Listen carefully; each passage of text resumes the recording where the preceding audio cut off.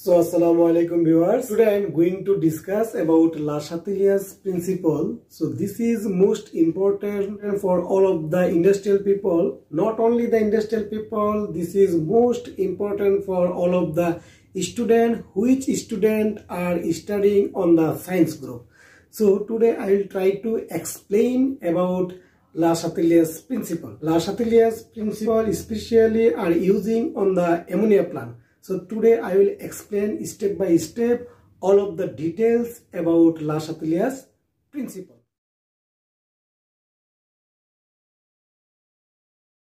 So today's topic is Le Chatelier's principle. So I will try to explain about this principle. For applicable the Le Chatelier's principle, two conditions need to maintain. So one is reaction should be reversible.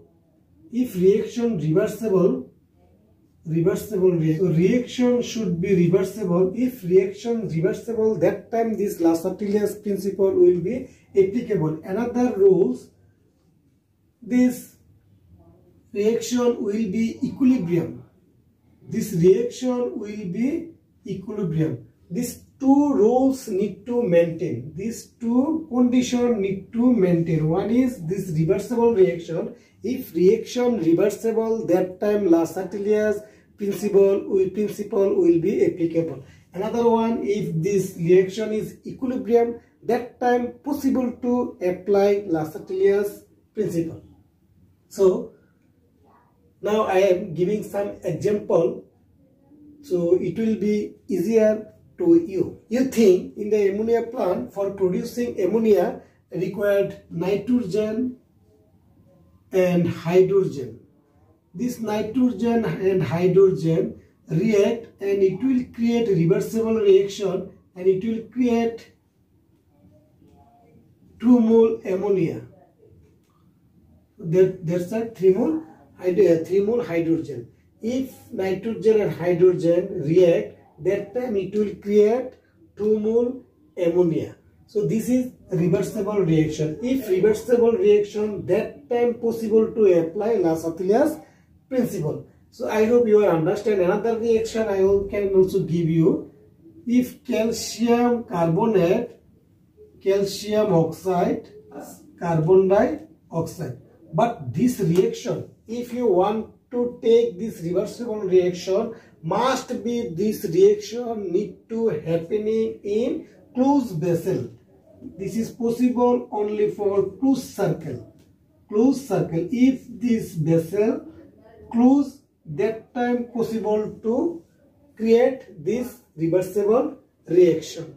If this vessel open condition, that time what will happen?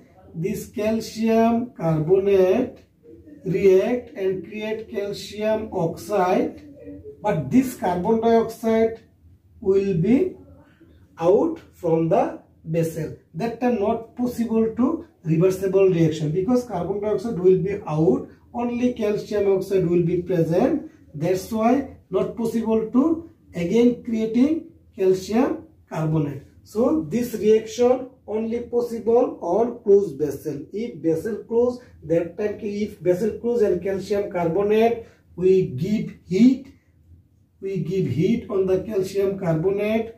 That time what will happen? It will create calcium oxide and carbon dioxide in a closed vessel. But if vessel is open, that time if we provide heat on the calcium carbonate, that time what will create? It will create calcium oxide and carbon dioxide, but this vessel is open condition, all carbon dioxide will be out. So that time not possible to again creating calcium carbonate. So I hope up to this it is clear. So viewers, you know that normally two types of reaction are happening on the world. One is called exothermic reaction, and another is called endothermic reaction. So normally two types of reaction are happening on the world. One is called exothermic reaction, another is called endothermic reaction. So what is the exothermic reaction? If on the reaction heat produced, that is called exothermic reaction. So I am giving one example, it will be clear. If we provide like this previous example and hydrogen, if nitrogen and hydrogen react and create ammonia, that time what will happen? It will produce plus 92 kilojoule heat. 92 kilojoule heat it will produce. If in the reaction heat produced, that time it is calling exothermic reaction, because this reactant react. After reacting this reactant, what will create? It will create ammonia, and also it will provide 92 kilojoule heat.